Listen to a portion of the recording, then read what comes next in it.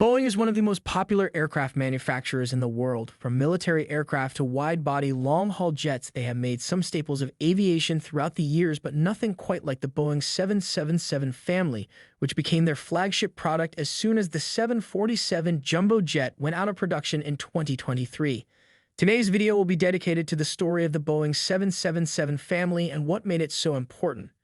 In the 80s, Boeing had settled into the market with a solid lineup of aircraft. They had the 737 for short-haul routes, and they offered a range of long-haul airliners such as the 757, 767, and the 747.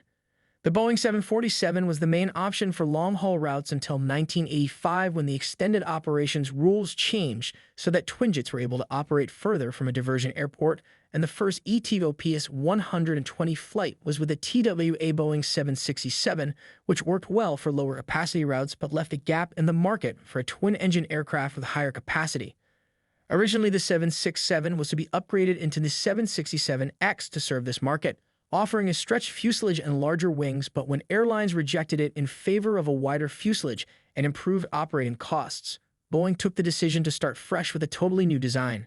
They launched the Boeing 777 project in 1989. The first aircraft flew for the first time in 1994, entering service a year later. The 777 was developed alongside 8 airlines to establish the capacity and other specifications with ideal variations because some preferred shorter fuselage, others favored longer fuselage, and some wanted at least a longer range version. It was Boeing's first aircraft that was developed relying on computer design. The construction took place at Boeing's Everett facility, and to this day it still does. The first 777 was unveiled in April 1994. The 777-200 was the smaller of two versions designed to meet the needs of U.S. airlines, entering service with United when it operated its first flight on June 7, 1995. In the next 3 years, Boeing launched 2 more variants.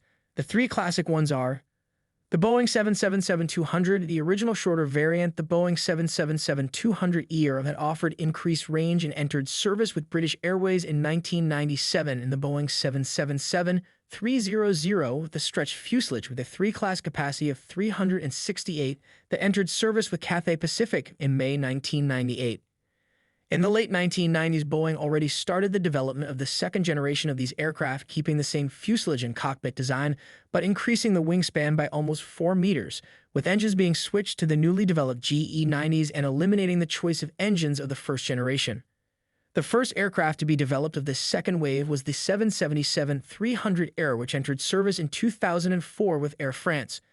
This one combined the size of the 777-300 with the range of the 777-200ER by increasing the maximum takeoff weight and also strengthening the fuselage and landing gear, matching the long-haul needs of many airlines, making it the most sold aircraft of the 777 family.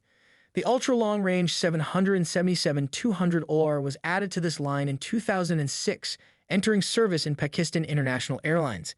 It kept the length of the 777-200, but with the same improvements of the 300ER variant to allow increased weight. It also added additional fuel tanks, extending the range to almost 16,000 kilometers, but this made it heavy and expensive to operate on long routes, thus making it not as successful with only 60 aircraft delivered. Boeing also designed a freighter model, the 777F, that took advantage of the upgraded engines and increased maximum takeoff weight to carry freight payload.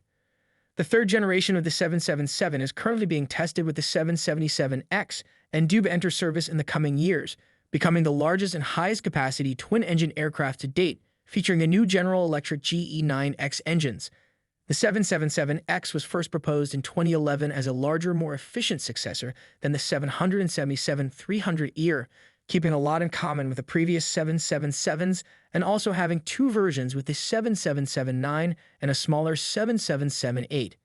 The first one to launch offers a capacity of up to 426 in a 2-class configuration, with a length of 76 meters, becoming the longest commercial jet to date, while also achieving a more efficient operation.